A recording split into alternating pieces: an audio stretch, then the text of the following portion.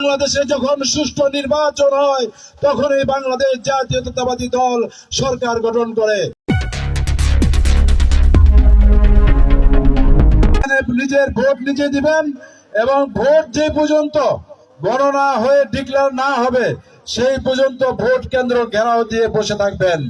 তার কারণ হলো বিগত দিনে যে পেতাত্তার সরকার শেখ হাসিনা ছিল, ফ্যাসিস্ট সরকার, তাদেরই একটি গ্রুপ এখনো আপনার বাংলাদেশে অবস্থান করছেন, প্রশাসনে অবস্থান করছেন। তারা বিভিন্ন ভাবে চেষ্টা করছে আপনার বিএনপিকে কোনোভাবে হারিয়ে দেওয়া যায় কিনা।